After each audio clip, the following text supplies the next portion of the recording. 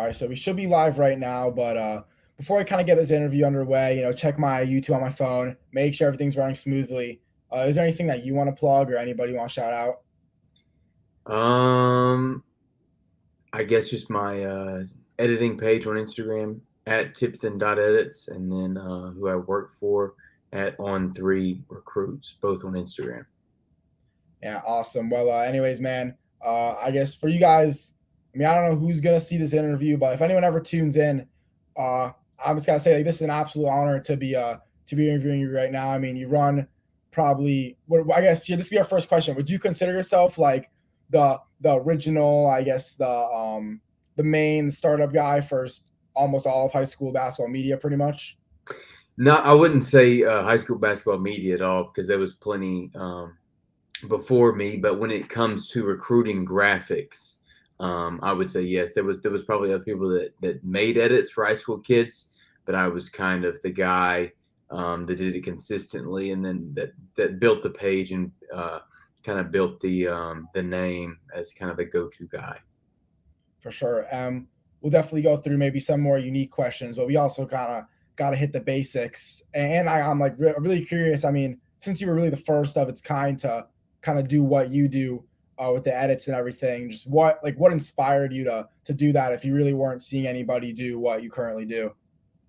Yeah, I initially it just started with an interest in graphic design, and I wanted people to recognize and recognize my work in some way. I didn't want to just make a graphic for LeBron James and then him never see it, never post it, never even know I exist. So then I just went to high school guys, and then at first it wasn't even college related edits. It was just like cool effects in the background, like cool filters or whatever. It was like Instagram was much more casual then. Like it was like fit pics. It was different. It was nothing you would see today.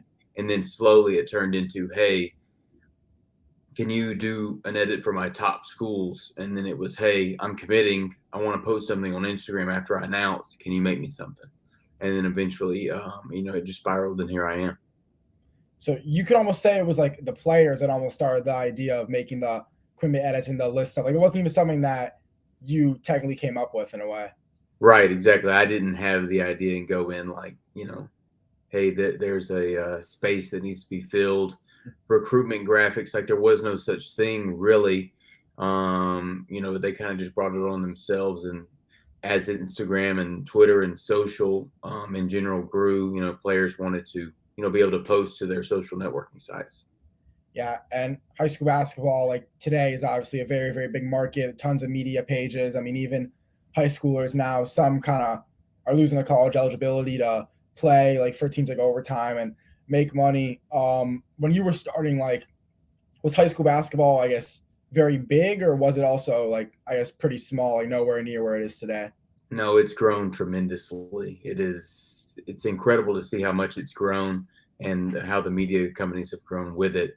I remember, I think the first class that I really did recruiting graphics for was the class of 2016. So that was guys like Jason Tatum, Harry Giles, Dennis Smith Jr., De'Aaron Fox, guys like that. And I remember Harry Giles, he was the number one ranked player in the country at the time. And I think he had maybe 13,000 followers on Instagram. And then now you look at, the number one ranked guy in the senior class, and, he'll blow him out of the water when it comes to Mhm. followers. So the whole sport has just grown tremendously over the years. Yeah, and I guess 2016, like in the grand scheme of things, isn't like that long ago. I mean, I think Instagram Right. came out. I want to say 2013, I think. Yeah, So like it was like that. I thought you were just like Harry Giles had like 1,000 followers. Instagram was brand new, but I mean, 2016 is Instagram was around for a little bit, but were companies like I mean, I know ESPN was out obviously and doing the rankings, but what about like 24/7 Sports and Rivals? Like, how are you able to know who's a good high school basketball player if there weren't that many media outlets? Yeah, so I think the media outlets already existed at that point. The ESPN Top 100, Rivals had the rankings, 24/7 Sports, they had their rankings as well. And I just kind of relied on just those main three to, kind of, base, who was good and who wasn't off of. But just going back to the point before, when Harry Giles, when he had 13,000 followers, like that was a lot. Like he was like Yeah. probably one of the leaders. Like if you had over 10,000 followers in 2016, like you were somebody. And now it's like anybody can have that. Mm. Like the 202nd ranked kid in the country, 3-star recruit. He has 13,000 followers. So it's interesting to see how the whole sport has changed. Yeah. And then I guess for you, like, would you say you've really only covered, like, I've done edits for those top players that are ranked? Because that's what I find like cool about high school basketball. Why I'm fortunate that there's some other media outlets out there, because there's other kids where they're not ranked. And I mean, if like we're gonna be honest, like, they're probably not gonna really go too far, but like they're going D1, we're still high level. So that would like benefit me going and covering a kid like that. But I guess if they're not on those rankings, like it's really hard to find out about them. So did you ever like cover any kids that were like that, or did you really just kind of stick with those top guys that you knew for sure were good because they were ranked? Yeah, so basically, I had to stick to the rankings, the top 100 kids, maybe even the top 150, just because, if I just open the gates to everyone and let everybody have a free edit, then I would have no social life. I would be nonstop. I wouldn't sleep, just because Yeah. if I'm doing a guy who's going to, a mid-major or a low-major D1, then, I just have to prioritize those top guys. It's just kind of, a business move and just a personal life and Yeah. personal decision. And I like how you said, like, I mean, if you were doing edits, free edits for everybody, you'd have no time. But I know for a fact, like, there's no way you don't make any money. So, I mean, do you now start like charging players and stuff like that, or is it still whatever you put on your page was all done for free? Yeah, so everything on my page is done for free. For a period of time, I would do, promos, but I was very selective with who I would do them for. But I've decided not to do that anymore, moving forward. But all the top guys, basically everybody that gets an edit from Tipton Edits, it is free. So I'm just kind of hand select. Sometimes I will, if you do see an edit of a kid going to, Eastern Michigan or a school like that, it's either I know the kid personally, or he's just a really good guy, down to earth guy, or a friend of a friend, as a favor. Yeah. So I mean, for you and like a lot, I guess those media people that are like up and coming, they'll start off as 0 followers, and all of a sudden, like for someone making mixtapes, and they kind of get to 10K and all that stuff. Like they're gonna charge for their work. So just why'd you choose to? Because I mean, people will pay for even like the good players. I mean, they want your edits, obviously. So even if you're still doing it for them, like how come you just never chose to make them pay you like anything? Yeah, yeah, yeah. So basically, there was a period of time where I would charge guys, if he was going to a low major D1, or if it was a college coach hitting me up about a kid that was going to commit to their school, or even a high school kid if they were transferring over, something like that. Then I would charge, just to make some spare money, while I was in college. But since I graduated in May, and then that's when I signed with this new sports media company called On3, which we spoke about, offline. Yeah. And On3 is from the founders of 24/7 Sports and Mhm. Rivals. So it's basically this fourth media company to go along with ESPN. And since I work and I'm on contract with them, I don't charge anybody, because you know what I mean. I don't necessarily need that extra Yeah. pocket change, gas money when I was in college. So I don't just charge anybody. I do all my work for free. Yeah, and I mean, since you brought up on three recruits, I guess we could just kind of talk about that. So, I mean, it's obviously, I guess, as soon as you use your common sense, like it's a recruiting site kind of thing. But I've heard in other interviews, like I think I've heard like college coaches have reached out to you before, like be like a graduate assistant or something like that. I'm sure you could have gotten many other opportunities doing different things or the same thing that you do for on three recruits, other companies. Like, why'd you choose to work for them instead of doing something else? Yeah, yeah, yeah. There was a couple other opportunities, nothing as good as what I have here at On3, but the main reason I chose to work at On3 was just because it was a continuation of what I was already doing with Tipton Edits. And it was basically I'm joining with a company that everything I've been doing for free these past 5 or 6 years, making edits for guys, or nearly free, of course. Making edits for guys, covering recruiting, top schools commitments. Now I get paid to do. So it was kind of a dream come true. It was kind of like a dream job. And I don't think like because you write articles for them, obviously, right? It's kind of in the, Yes. so then before, like, do you have a website where you're writing articles as well, or have you now kind of had to learn maybe how to write articles and do interviews and that kind of stuff now? Yeah. So I write for On3 site, on3.com. And prior to this job, I didn't have much experience at all, other than the occasional college paper writing. But I had never written much at all. I had written some previously on my personal site, tiptoneds.com, which is now non-existent. Um, but yeah, I didn't have much experience at all, and I just kind of had to learn, as I go through and this new journey. I haven't taken a single journalism college class, like so I'm just kind of learning on my own and learning with time. Yeah, and I don't know why, but like I thought you didn't go to college, but I guess you did. So I'm curious, not like yo, why like why'd you go to college? Like I'm sure it was a smart decision, but I guess like you're going to college, like people are there, they're trying to start their lives, build a career. Like you built a career in a major, very very well known platform. So what's it like kind of going to college like? Even though you literally have something like if you drop out of college, like it doesn't matter. So why'd you just stick through it? Yeah, so I probably wouldn't have gone to college if I didn't have a scholarship. So thankfully, I'm from Huntsville, Alabama, and the local school that I went to, that I attended, the University of Alabama in Huntsville, which is a branch school of the University of Alabama. Um, I picked them because they're like 25 minutes from home. They gave me a full ride tuition scholarship. I wouldn't be in debt at all, and I would have a degree to fall back on, no matter what happened. I wouldn't be graduating with $200,000 worth of debt. I'd be graduating debt free. And just to have that, diploma at the end of the day. And then, I double majored in marketing and management, and a lot of social media is marketing and management. So it paired well. Yeah, and I guess a little more of a personal question. I guess to help myself. So you say you did marketing. That's something that I'm considering studying in college. Kind of like what you said, like social media, all that stuff. Obviously, I have a social media account. So what do you learn in marketing? Like what would that entail if I put marketing as my major?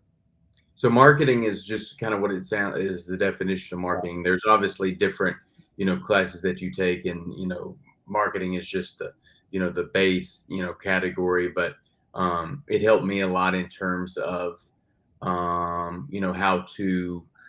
It's hard to say how to market your product. How to reach new audiences, specifically on social media, is where it helped me the most. With Tipton edits, how to get more eyes on your edits, how to get more eyes for you on your interviews. Um, and then for me, if I would suggest to you, then having a minor in journalism or something of that sort, because doing interviews is great, and then being able to write about the interview after, putting it in word form on a site, transcribing the interview, would be even better for people that prefer to read rather than listen. yeah.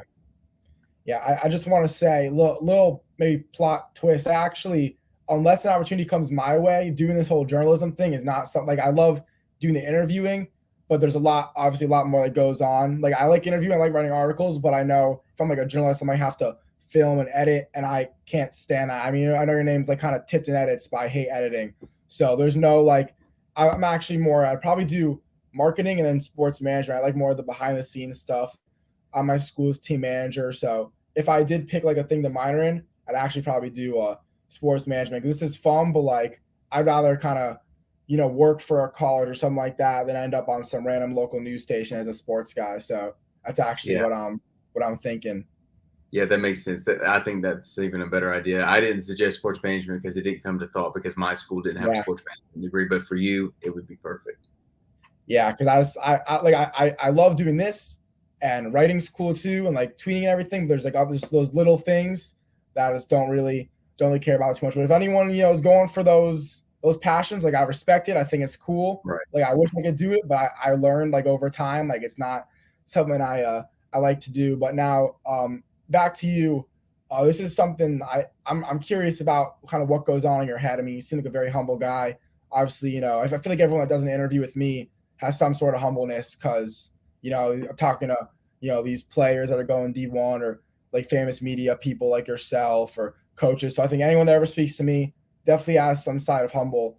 But I mean, you're basically, I consider you a celebrity, like I'm sure a lot of high school people do. So when you're just out and about in your hometown, do you ever have like a thought in your head, kind of that, like you're probably not going around telling everybody, oh, I'm better than you, but in your head, like if anyone's kind of mean to you, just know in the back of your mind, like you really do something cool. So like, I guess you kind of think in the back of your head, you're like better than everyone else. No, I never think that, because I don't like to think that way because I don't want to ever feel or portray myself as being better than someone else. That works your traditional 9 to 5, a blue collar job that works hard, to provide for themselves or their family. So I don't, like think like, if somebody's like, joking on me or whatever. Mhm. I don't think like, I don't get too high on my horse. I keep uneven kill. Yeah, but I mean, is that at all? Especially like you're a young guy, I would say. So to kind of have all that success and talk to all these famous people at such a young age, just like being, especially your age, I heard like when you kind of get to that college age, think you're like Superman. So especially being Yeah. at the age you were at when all this stuff was happening, I mean, was it ever difficult? Like I was maybe flexing on some people and talking about your successes because the things you did at such a young age is very, very sick. So that really wasn't too difficult for you to stay grounded. Well, I appreciate you saying that, but I wouldn't say it ever got out of hand. There was a point in time, like maybe like my freshman year of college where I was like a little bit cocky, just because you have like some followers, but at the end of the day, followers don't really mean anything, and the longer you stay in this business, the longer you don't view celebrities, or me personally, I don't view celebrities as being like on a hierarchy. I view everybody on the same playing field, no matter what you do. If you're the janitor, the professor, I kind of view all people the same. So when I was around your age, like I think I started doing this in yeah, I was in high school when I started doing this. So, when I looked up to those kids, all the top ranked kids, I kind of viewed them as celebrities. I kind of viewed them like, oh my gosh, like, I'm meeting, when it was the number one kid in the country, I felt like I was meeting Michael Jordan or somebody, a famous actor or somebody that, you kind of look up to, but as time goes on and you talk to, different players and, meet them, that they're really just regular human beings. They're like me or like you. Yeah, and I guess I want to hear like as maybe a couple of stories. So I just want to know there's two basic opposite things. So one, can maybe give because I mean this happened to me probably like my first couple of interviews where I was definitely like kind of starstruck and blown away when like I remember Greg Glenn was my first interview that I did with like a legit well he was like my first player interview and I Mhm. wasn't like I wasn't like saying oh my gosh I'm just like a big fan whatever but the questions I would ask were basically things like I asked him like how was it playing versus Bronny Stratford Grady. He's like, oh, like like it wasn't that hard, it was easy. And I was like, there's no way that must have been so hard. Like you're so good. I was just blown away. And then after that, I'm like, it's normal. Like these guys can play like that. That probably was a little bit easy for them. And then now, I've really learned like these guys are kind of all normal and if you treat them like they're a celebrity, like that just makes you look kind of weird as well. So I guess my first story I want to hear like what was maybe the not funniest, but I guess the one time where you really remember like you treated this guy like he was Michael Jordan or something like that, probably in the beginning. Man, that's really tough because when I first got into it, like I said, it was like the class of 2016, and even a little bit into 2015. That was guys like Ben Simmons, and I didn't really meet any of those guys in person. I think back then, I didn't really start meeting guys until maybe 2018. So I was basically anonymous. I never met the guys in person. It was just like Yeah. Instagram, texting. It was strictly that. But I think what's different about me now than then was I think I have a little bit like more power, credibility, and that comes with, Mhm. being in the industry for several years, the blue check mark, the followers or whatever. So for example, back then, if a player was extremely demanding in a rude way, I would put up with it, hey man, no problem. Yeah, you want 15 jersey swaps to all 15 of your offers? Sure, that'll take me 12 hours. No problem. I'll do it for you, man. Now I'm like, how about we wait until you've narrowed it down to 5 schools, and then I can do 5 jersey swaps for you when you announce your final 5 schools. So I'm not just gonna, kind of say, aye, aye, captain. I'll just, make it easier on me, and it makes sense more for me personally.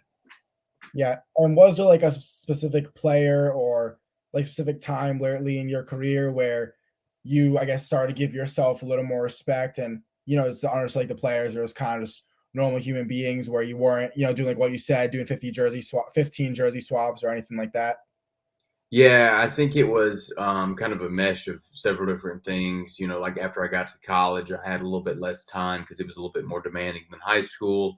And then as well as the consistency on Instagram, the followers grow. And when an account DMs you that has 50,000 followers versus an account that DMs you with 500 followers, your brain automatically, you make like a judgment even before you read the message. Like you already go in like you're going to say yes, no matter what the 50,000 followers says, and then the 500 follower, you may not even read it. Right. So then that's the same way for me. Like the guys have a little bit more respect for me because of the followers. And then some of these guys that are seniors now, they might have been following me since they were freshmen in high school. So they've kind of looked up to those guys in that are in the league now. And then, they see, that I'll work with them, but let's just make it fair for me as well and convenient for me too. Yeah. And something that we spoke about, or I guess you kind of touched on, was like your editing and also how there was no one really for that was doing what you were doing. And I mean your stuff is obviously very good. That's another reason why you've kind of gotten to where you are today. So like was there anyone that helped you out and kind of showed you like how to make your stuff look as good as it does, since there wasn't anyone else like out there doing it? Or how did you really get good at graphic design since like you had nothing to look up to? Yeah, so the majority of it was, just self-teaching, and now I have a lot of help. Thankfully, I have, designers that help me, with the jersey swaps, with different graphics. So that's tremendously helpful. So I can focus on more of, the stuff I do for On3, which is right. I'm basically a journalist, a reporter. So, but a lot of it was just, self-teaching, and then, YouTube tutorials, things like that. Yeah, and this is our question, like, because I've like, I guess I wouldn't say I've like when I'm sleeping, like I'm dreaming about interviewing you, but like when I think about it, this question was one, and you did bring it up that I've wanted to ask because I know like a few guys that do edits, and like I remember I'd see them, I'm like, oh my god, no way, like Tipton Edits follows you, that's insane. They're like, yeah, like I'll do some work for him, and I'm like, what? Like I thought he does everything by himself. He's like, no, actually now most of it's done by someone else. So I understand as it's definitely a smart business move, where you're helping these guys out, you're networking with them, and you're able to do more things as well. But I guess one kind of tough thing that people say, like when you discuss adding guys to a team, is that I mean, I guess kind of in your heart, like it wasn't all done by you or something like that. So like, why'd you kind of make that decision to bring a bunch of guys in to help you? Well, I would say it's a bunch of guys. It's just a few. Yeah, It's basically the mindset, work smarter, not harder. If I did everything on my own, it would leave very little time for any other yeah. interests or hobbies or a social life, like I mentioned earlier. So it's much easier for me, just say, hey, this guy needs a jersey swap to this school or this school, and do the graphic that way. And it's more so I don't get caught up on if I'm the one that actually created it or not. Mhm. And I've grown to know the players don't care either. As long as they get a dope graphic, they don't care who made Yeah, it because the Tipton Edits logo is still on there. And that's all that matters. Like Bleacher Report, ESPN, when they put out, posts or graphics, there's, several people yeah, making those graphics, ball is life, overtime, the mixes, everything. There's multiple people doing those. They don't care who makes it as long as they get their highlight, clip so they can post on IG. Yeah. So that players don't necessarily care. So then that doesn't bother me, and is we're cool at the end of the day. So everybody's happy. Yeah. I guess too though was like you obviously had to make an adjustment because like you start the base of the page was you doing everything and you reaching out to the players and you making the graphics. But then all of a sudden like you're having other people do it. So that probably was like an adjustment, wasn't it? Yeah, it definitely was an adjustment because I was very particular and I had very high standards as to what I wanted the graphic to look like. I don't want any errors on it. I don't want it to look like it's rushed. And if you, I don't like to say if you work for me, but if you work with me, then I want a high work ethic, and but I have a great group of guys that do phenomenal work. But a lot of that had to do with the longer I was in this industry, the less interest I had in actual graphic design and the more interest I had in, news, reporting, just recruiting in general. And not necessarily, the creation of the graphic, but more so breaking the news, posting it on social, things of that nature. So like would you say that is like you like doing that more than making the graphics? Oh yeah. No, I have no interest in like Tipton edits. Yes, it's edits, but it's also obviously like it's a recruiting page. Like you can find out when a player is committing, where they're going, what their top schools are. It's kind of your source for that. But the interest in graphic design is very limited at this point. It was just kind of the next step to get me into the media space.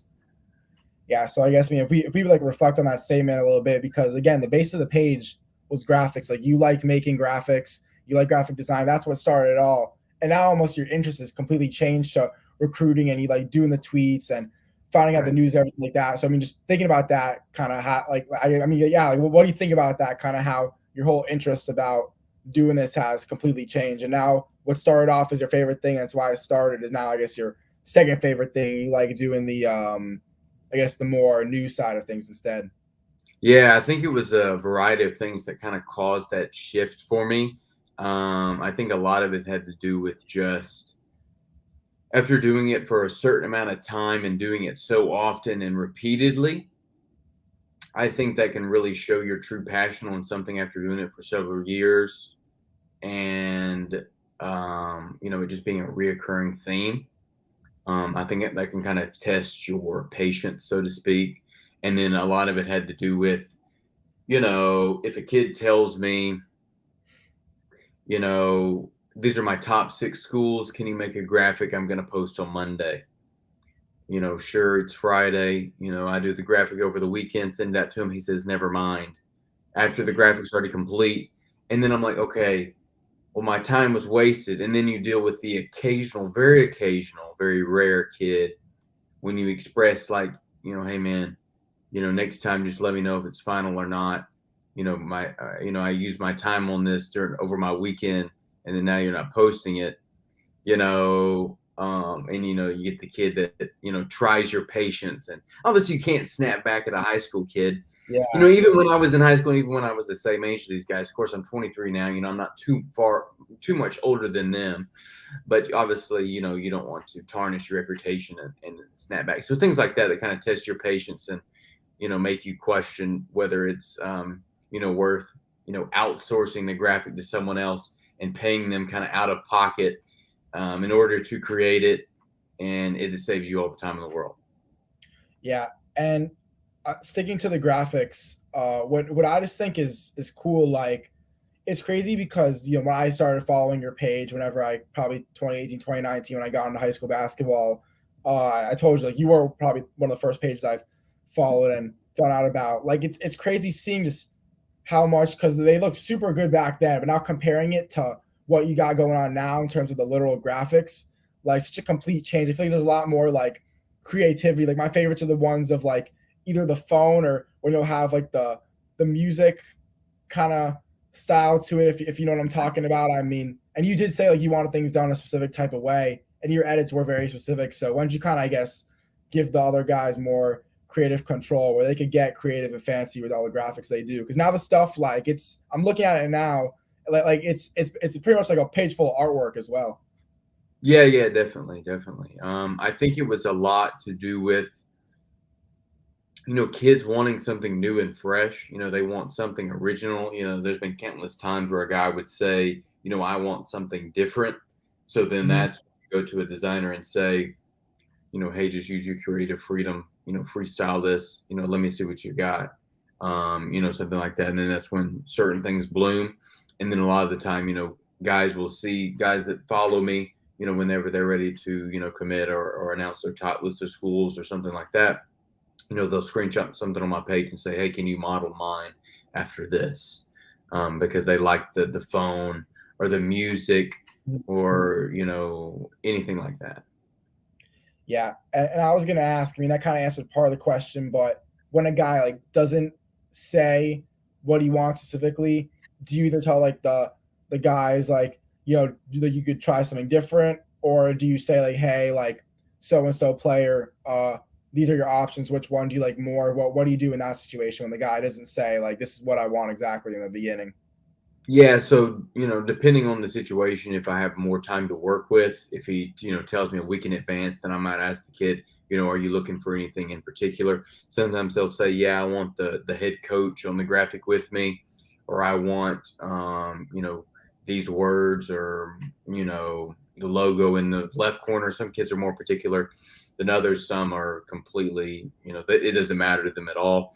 And that's the way it is, generally speaking, that it's just, you know, can you make me a dope edit? I don't care what it looks like. And then 95% of the time, the kid is cool with it. Hmm. Yeah, I'm curious. Do you have like this is the kind of weird. Like, do you have like a preferred response from a player, or would you rather than be specific and say, "I just want it to look exactly like this" and show you previously done thing? Like, is that kind of easier, or do you like the guys more as easy go and it's like, "Hey, give me something cool and I'll take anything." What's your I guess, do you have a preferred favorite response? So the preferred favorite response is I want it just like this, and then they Mhm. screenshot something off the page. So then it's just a matter of taking that other player out and putting that new player in the graphic, and then maybe changing the color of the logo if it's a different school. But then when it gets down, the nitty gritty part is when a player wants something completely original and extremely complex. And then Yeah, sometimes, depending on the request, then it's just not going to be possible either due to time, if he commits the next day, or if it's just something I don't have in my arsenal, then it's just not going to be able to be completed. But sometimes it's fun for the designers or myself because sometimes if a kid comes to me and says I want this done, or sometimes if a kid, let me rephrase that, if sometimes a kid comes to me and just says, hey, I need a graphic, it can be whatever you want, then I can use my, even though I still obviously have the creative freedom, then I can mhm. go and make suggestions. How about this, and that? For the elements of the graphic, and then they say, love it, sounds great, and then so I can kind of, make the decision on that end as well. Yeah, and I consider myself like a slightly creative guy, but I wish I had like the creative ability to come up with a new, I guess, edit style and stuff like that. Like I love seeing when other guys put out something new, and I'm like, I can maybe like use that for something, but I just can never like, I don't know why I didn't come up with this. So I mean, I can't believe these players like come up with things that you like couldn't get done. What was maybe the you need to be specific about the what the name of the player is, but what was like one of the more crazier requests that you've gotten that like you couldn't do? Oh man, that's a tough one. A lot of them were earlier on, um, like I said, when I was newer, when the players would kind of like make demands, like, "Hey, make me this. Hey, make me that." Yeah. Not every kid, of course, but now it's more so, can you make me a graphic? Mhm. And I don't know if there's one in particular that stands out. Um, I can't even think of one honestly. Yeah, because I can't like I'm like I that's why like I can't imagine what you guys like can't do. Like at least looking at the stuff, like I don't know what you. So I'm like trying to think like what's something a player could ask that like you'd be like, oh, like that's impossible. I'm sure like if it's like too much like jersey swap something like that, that makes sense. But more something like creative, I can't imagine how that could be like impossible looking at all the edits. Yeah, the creative part, a lot of the time, if it's just a simple request like, "Hey, I want, the sun in the background," Mhm. or "I wanna be, under the Hollywood sign in California," like, that's, like, an easy like, I can meet that expectation. But Yeah. like you said, like the jersey swaps, if they want their top 10 schools, if they want 10 different jersey swaps, I'm like, you know, maybe not, that's gonna take a while. And if Mhm. you do even have 10 high quality photos, you know what I mean?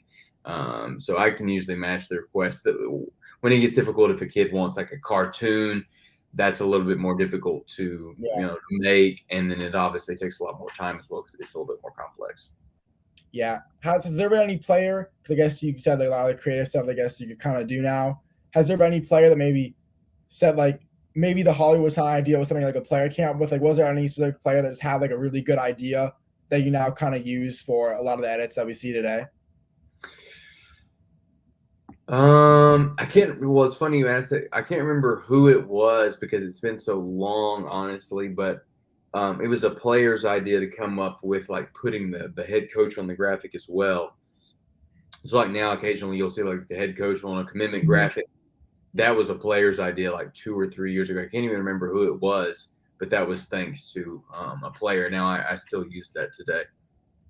Yeah, and like when he said that, were you kind of like in your head like, oh shoot, that was that was a pretty good idea? Oh yeah, yeah, definitely because it engages the fan base as well. So for example, Mhm. when Kansas lands a commitment, Bill Self is the face of the program. So if Bill Self is on the graphic along with the player, it just leads to more engagement overall because Bill Self is obviously a very recognizable, face and name, within college basketball, but then also the Kansas brand. Yeah, yeah, it definitely. I'm telling you, like that. It's our.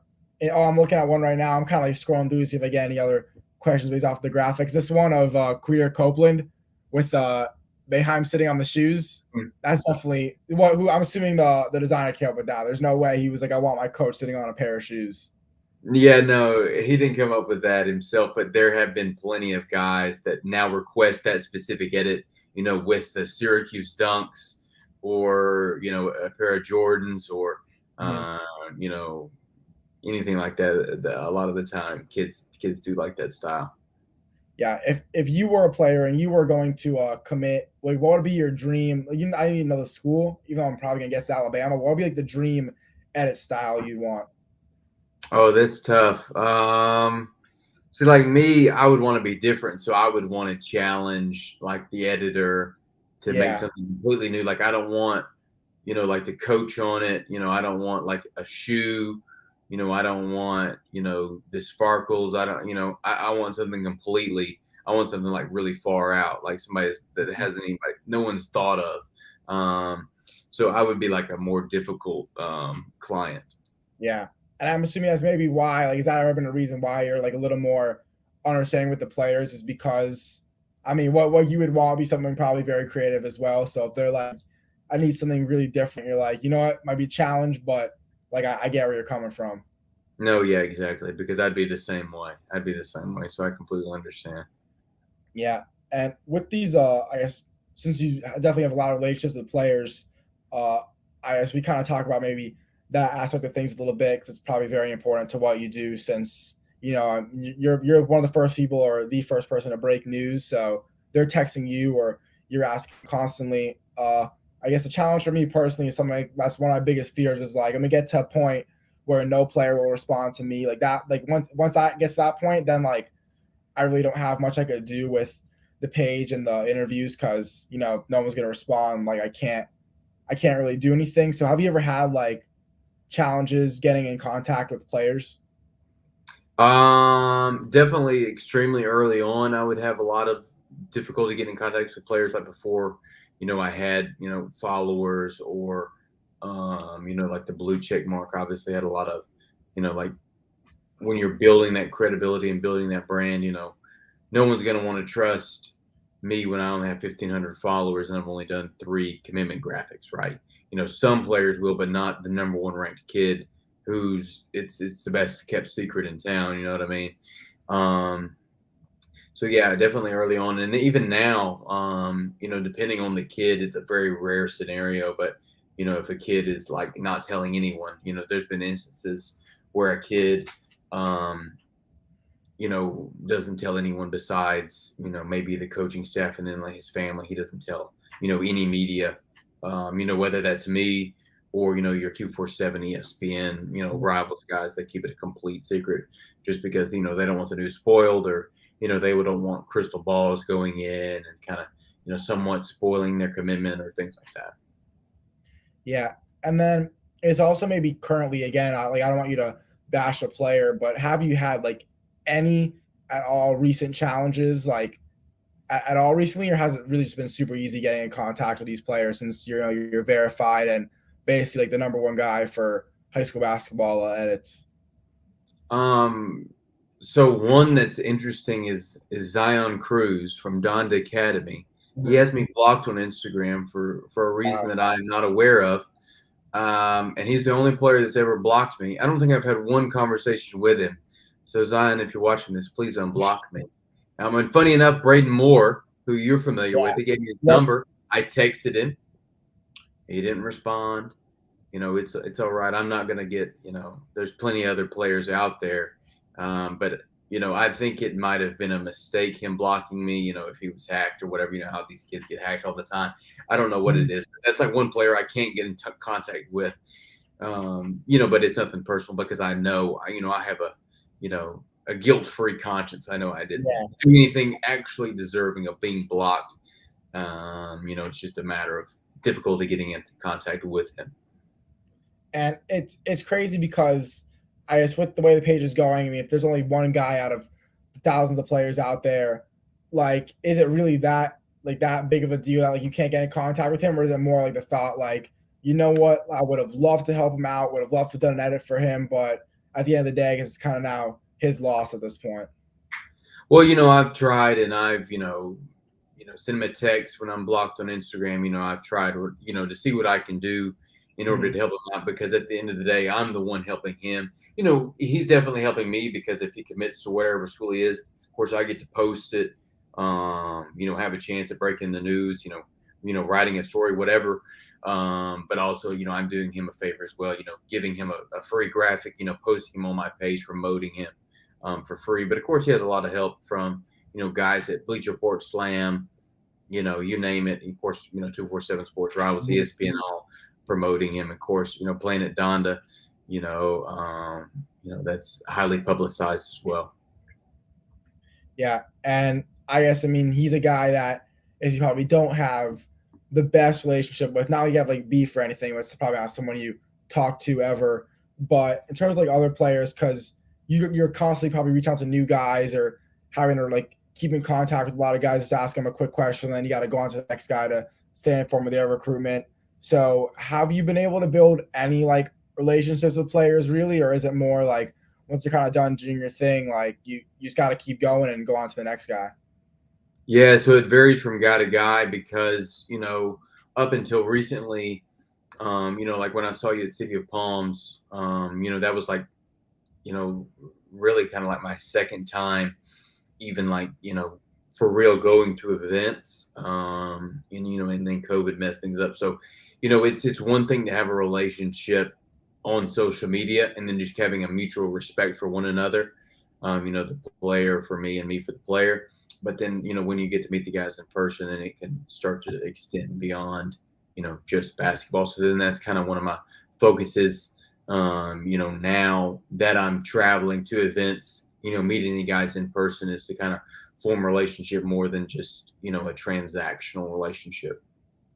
Yeah, I guess like that's kind of been like a little disappointment for me, but I guess thinking about it's more because I'm just trying to get to the next guy and not like sit and put all my attention on just becoming friendly with this one player. Like I would think after a certain amount of time, I'd have like a few more players that I talk to on a daily basis, but also it's because I'm trying to reach out to these like new players and everything, or I'm responding to other like DM stuff like that, and small chance a player is gonna like want to talk to me because they're friendly. Like it's kind of not how it is at the end of the day. Like you're the media guy, so you'll probably have to make that first move. But like it's been like a little disappointing how I don't have like too many close relationships. So I guess for you, was it like almost thinking about it where you've been doing such a long time and now you're just starting to focus on trying to get a couple guys that you talk to more just outside of just asking him a quick basketball recruiting question. Yeah. I definitely know what you're saying because I've felt the same way. And I think, you know, obviously a relationship is important, because, a lot of these kids, they're going to be playing in the NBA. They're going to be very successful. They're going to be playing at the highest level. But at the same time, they have a lot of people Mm-hmm. wanting to be buddy buddy with them because of their success and kind of ride their coattail, so to speak.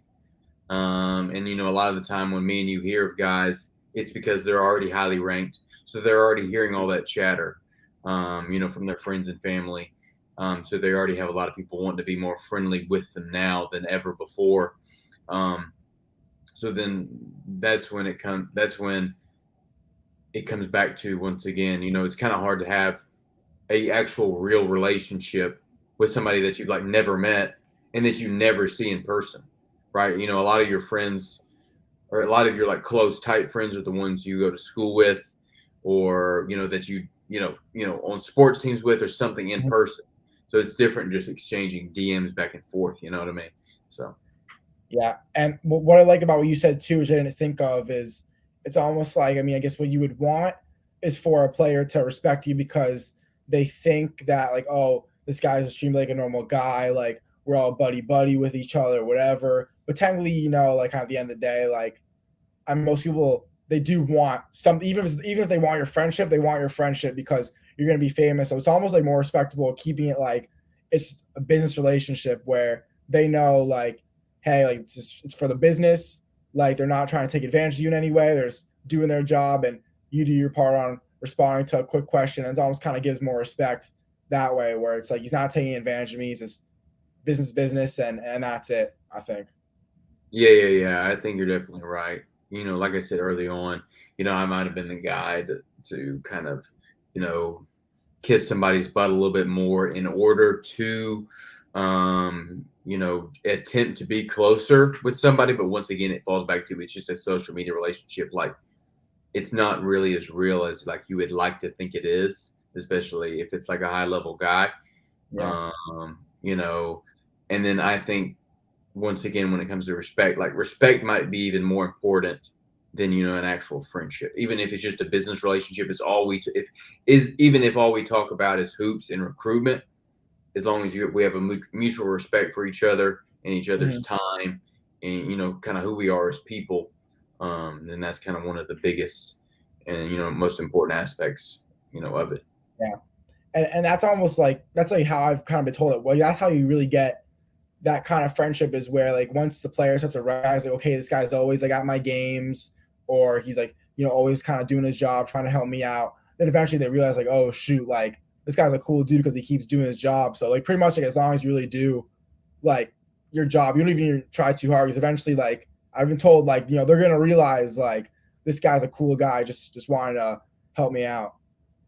Yeah, 100%. Especially now that it's completely 100% free, and you have to view it in it's kind of like I'm doing a favor for them. Yeah. I'm putting them on my page. I get them an edit. So they kind of view it as me doing them a favor. So you're kind of in cool with them, just from that aspect. Yeah, and I guess something with your page, I guess, is I feel like you don't. It's more like colleges and where they're committing and that side of things, but not as much of like the high school news. Like if a guy's transferring, you do that probably occasionally, but more likely than not, like it's more about the recruiting. So why have you really stuck to that? Because that's like something I easily do, is do also like those transferring edits. So same thing as a recruiting edit, but instead you're doing a high school logo instead of a college thing. So why have you kind of not done that as often?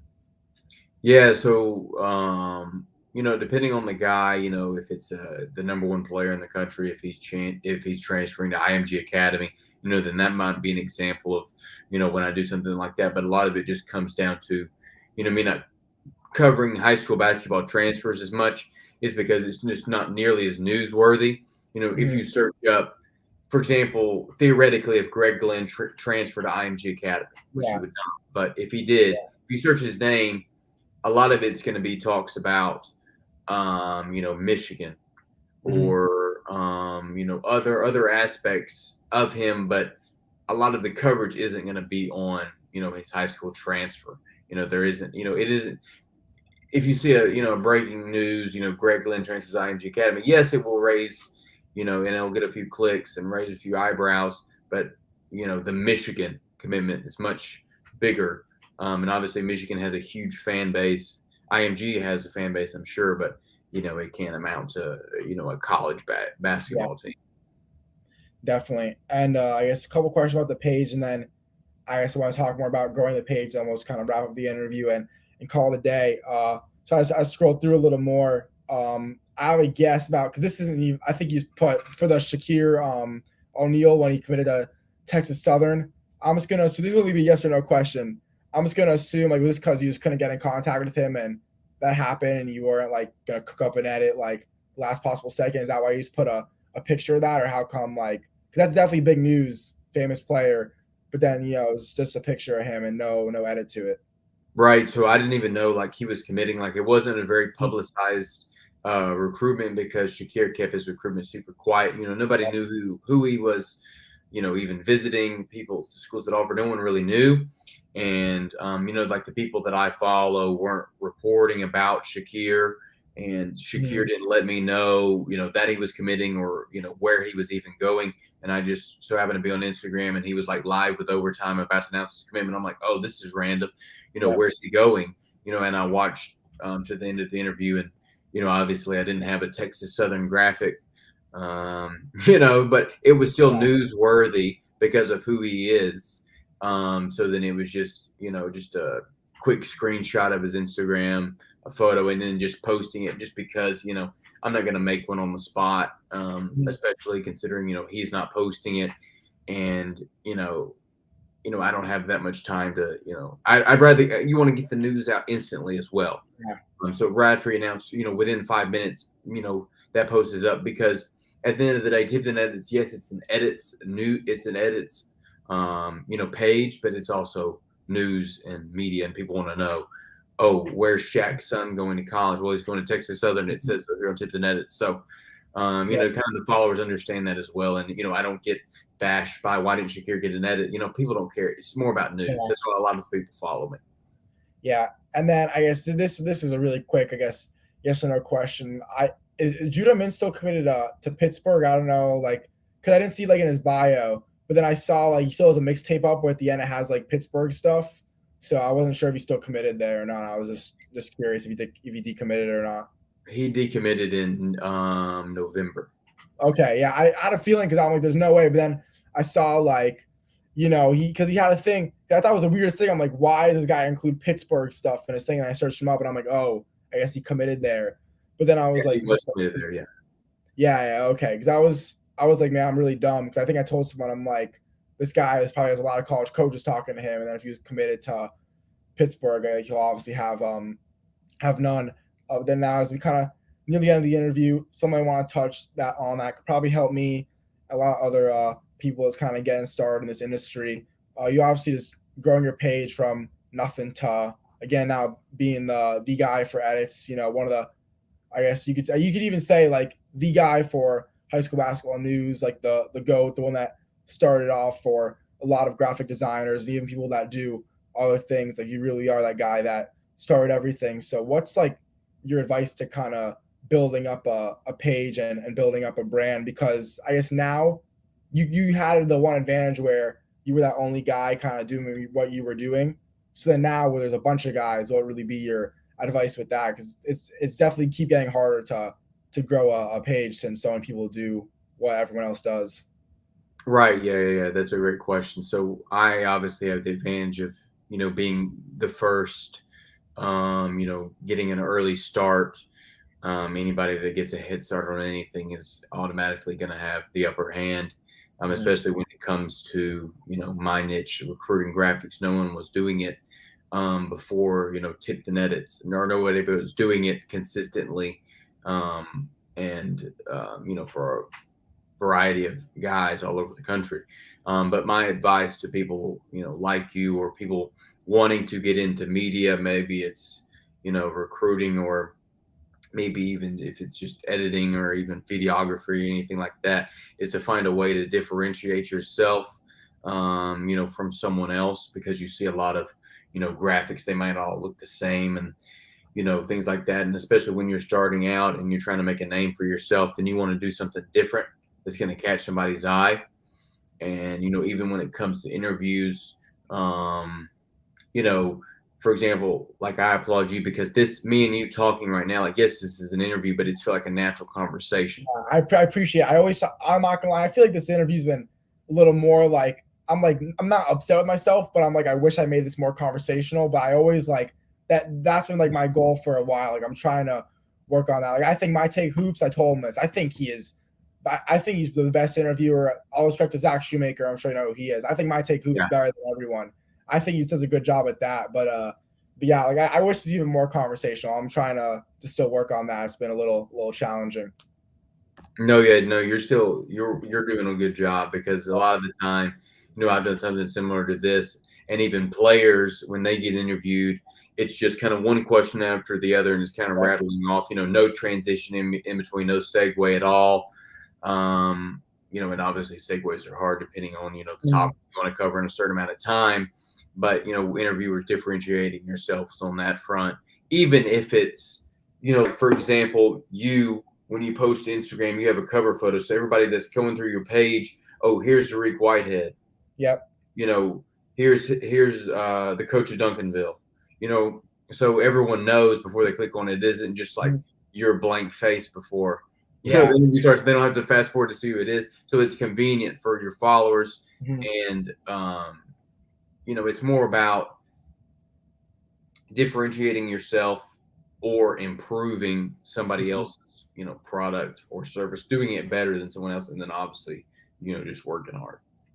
Yeah, and I guess you kind of touched on what my next question is, and I feel like even though like I don't want to seem like a selfish kind of guy, but I'm sure eventually down the road, if someone watches the interview, gets to this point, and it like this could be helpful advice for them too. But you did touch on a little bit about what I do personally with my page. Like, would you have, because it's definitely, besides City of Palms, like it's been a little bit of a struggle, like trying to grow and everything like that. Like I went out and filmed a couple of games in South Florida right after City of Palms. Usually those do well. I thought I got good clips. Like didn't get me a lot of likes, didn't get me a lot of followers. Like when I post the interviews, it doesn't really get like a lot of traction. And again, like if it stays this way, like it's gonna be really hard getting people to respond to DMs and stuff like that, and making my page just grow overall. So would you have like any advice for me, both I guess literally doing interviews and also like being able to grow my page specifically? Yeah. So I think what you did really well at the City of Palms was, even posting highlight clips for the guys, Yeah, because that was huge. That was especially there because those guys didn't know, and I knew like that's what I did at Hoops Giving was before I really posted like literal clips. I made a whole post of videos. So I do that now for South Florida teams. Like when I was at Hoops Giving, I basically filmed the whole time on my phone and put on my Instagram story. I got a bunch of reposts because it's all they care about is the videos and the pictures. And yep. somehow like that helped a ton. So I'm like, City of Palms, I could probably treat it the same way. And I should probably help. So yeah, that was clutch. Yeah, and definitely. And then like you traveling to these events in person, when you post them, they see it, reshare it. And then when you go up to them after the game, hi, I'm Isaac. I just posted you on my story. You just reshare it. He's like, oh yeah, what's up, man? Can we do an interview? Then they're already kind of, getting familiar with you. It's much easier for a player to have a conversation with you if they already, know you somewhat. And then another suggestion I would have for you is, if you're interviewing a player, and if, for example, this is completely theoretical, it's untrue, but if you're talking to Tariq Whitehead and during the interview he says something about you ask him why he chose Duke, he talks about the brotherhood, he talks about John Dyer, he talks about who he's coming in with him, whatever, and then he says it's funny because I'm committed to Duke now, but I grew up a North Carolina a fan of the Tar Heels. Like that would be where you would make a graphic and you would like post, go into Photoshop, Tariq Whitehead photo. I grew up a fan of the North Carolina Tar Heels, Tariq Whitehead, then that's going to get the clicks, right? And then also like, posting that on Twitter as well. And even include the little segment of that video interview, like proof as credibility as you continue to kind of grow that, on Instagram, like on the second slide, or on Twitter as well, because like controversy leads to clicks. Like that's what we see like all over social media. It booms. And that was really interesting advice, because basically what I have done to, at least, I mean, I don't know if this gives me any respect, but when I'm talking to players, like I try to talk, like I used to make sure it was mandatory every interview I did. If the guy wasn't committed, I have to ask, what offers do you have? What schools are looking at you? You got any visits? I'd ask those basic questions, but I'm like, I want to be a little different. I'm not going to ask that, because I want to stay away from the controversy and all that stuff, because it also leads to, upsetting some people or putting out things they're not comfortable with. So I kind of like try to avoid those basic questions that maybe could start something. So what would be like as your rebuttal to that? Because I don't want to try to like get anything out of players just to get some quote from them and then lose their trust and get them like a little bit upset. And also, it's like I feel like it would be a rare occasion when I ask a player like, why'd you commit to the school, and they happen to say they were a fan of like their rival. So just like, I guess what would be your as rebuttal to that? Because that's like a reason why I wouldn't want to do something like that. But I do think, though, very, very smart. I think I'm going to try that. Yeah, I think most guys don't have an issue with that. When it comes to, like if you ask them, who did you grow up a fan of? Mm-hmm. And they say Alabama, but then they're like going to Auburn and it's a rivalry or whatever. A lot of the time, guys don't care. It was just Auburn was the better fit, for example. Like, so I haven't even ran into many issues with that when it comes to controversy. But like, if you just use common sense, like you can ask him questions like, what would be also great for clicks is if you ask Tariq Whitehead, what do you think about the UNC Tar Heels? You know what I mean? Like, do you know anybody at that team? Like, what do you think about Coach Roy retiring? What do you think about Hubert Davis? I'm writing this down. These are good ideas. Yeah, just because like the controversy leads to clicks once again, and like rivalries are real. So that would be another suggestion. But like you really don't have to walk too fine of a line, because I ask kids all the time, like, did you have a dream school growing up? Is there a school that you grew up, watching? For example, Kamari Lands, he just committed to Louisville. He told me that he grew up a fan of Kentucky, and Kentucky and Louisville are obviously rivals. So like, and a lot of the time, if they're like saying it to you during an interview, when you have the camera up in there, you're recording it, they know it's on record. Like they know this is being posted on the internet. Like if they don't want it public, then they shouldn't say it. They should just say like, no, I didn't have a dream school growing up, and just like tell a little bit of a white lie. You know what I mean? So like usually they're gonna be cool with it. Like there was even an example a while back, like Caleb Love, who's now obviously at North Carolina. He actually grew up a fan of Duke. Oh yeah, I think I remember seeing some of the stuff on your Instagram story about this whole equipment actually. Yeah. So he grew up a fan of Duke, but then they like took Jeremy Roach before Caleb, and Caleb kind of bloomed a little bit later. But I made a graphic and like put Caleb in a Duke jersey, which obviously North Carolina fans hate, but the engagement was through the roof. And then like Caleb even commented something like, like the clown emoji, and then said something like, like I'm a Tar Heel for a reason or something like that. But then like I messaged him because I thought it was like upset, right? So I message him and I say, hey man, if you want me to take the post down, I completely understand. He's like, nah, man, it's cool. I'm just doing it. I'm just doing it for social media. Like it's jokes. So like a lot of it, you know what I mean? It's just like, it's just like for gags. Like no one, nobody really cares. Like at the end of the day, just like, let loose. Like it doesn't matter. Like there's, you know what I mean? Yeah. And then I guess, you kind of touched on how you think this was pretty controversial. Like I was hearing you'd have a few comments like here and there when you do your, they're definitely longer than like a minute, but they're not like a fully crazy in-depth interview. It's like enough for an article, but it's not like a super long thing like this. When you're doing on City of Palms, you'd have like a quick little comment or a joke or something like that, which I thought was really good and kind of loosened up the players a little bit, especially after they lost. Like you're able to talk to them, and too, you have your name behind you, like Tipton edits, so that probably like made them a little more relaxed and like excited to speak after a loss. But you really were able to get them comfortable getting the jokes. I think jokes are, very, very good before an interview. During it, I think I love jokes, even though I'm bad at them, but I love telling jokes. I guess, do you have any advice for like my interviews? 'Cause I think that you're pretty good at when you were doing them. Yeah, 100%. So obviously, like it's weird to compare it this way, but like on a first date, like you Hmm. need an icebreaker. You need Yeah. something to like loosen up. Like you don't want to go in like, what are your interests? What are your Hmm. hobbies? What do you Yep. like to do? What are you studying? You know what I mean? You don't want to just drill people with a bunch of questions. You kind of want to, put them at ease. Like a lot of the time, these players go in and then like all media is the same. It's kind of just the same repeated questions. In Yep. order. It isn't hey, good game. You introduce yourself to them. You compliment the shoes they're wearing. You Yep. like the EYBL bag they got on. Whatever. Like, just a bunch of different things just to kind of loosen them up. Just that singular comment could change the interview entirely because you might have a shy guy that might allow them to loosen up. So it's I a lot of the Hmm. time, depending on who it is, and if I know the kid may not want to like talk a lot about his recruitment just because he's a highly ranked guy and he hears it all the time. Just to have a normal conversation with him at first. Just talk about the game.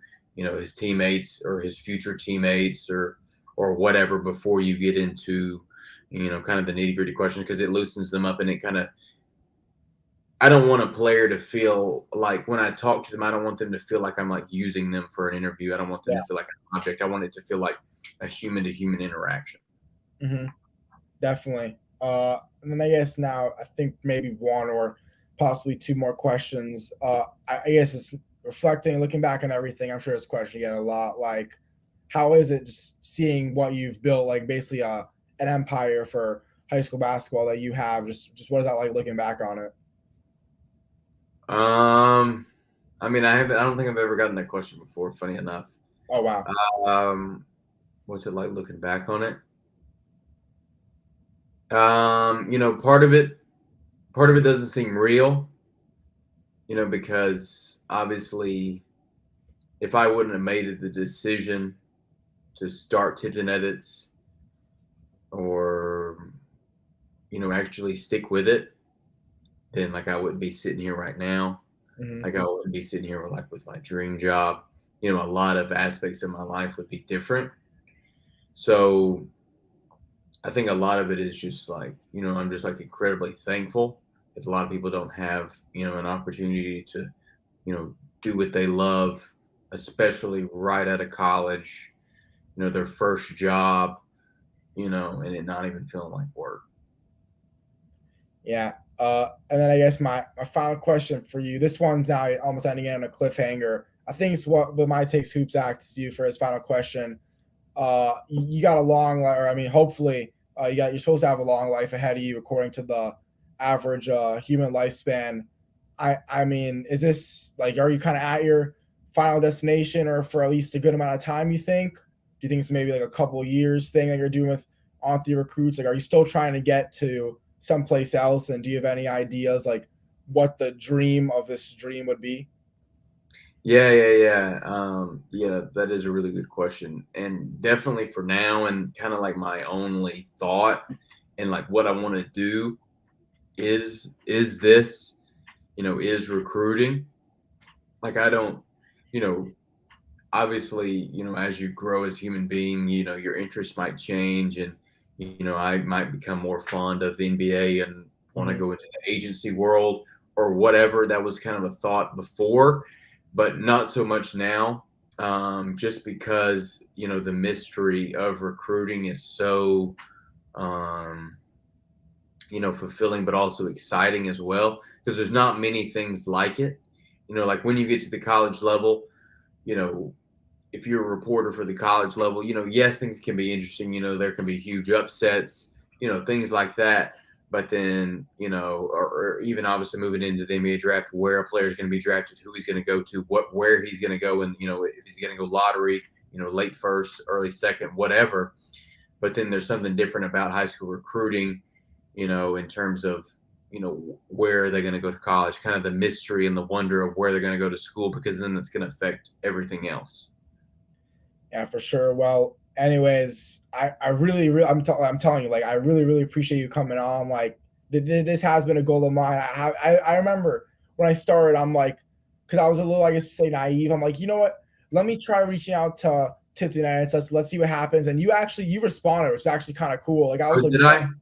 Yeah, and I think I don't know what I said. I might have actually been smart about it, and I was like, let's do it like right now, like whenever ASAP. But there were other players like Coleman Hawkins, who I think is still at Illinois, where in the beginning I was like, I only do interviews once a week on Saturday nights.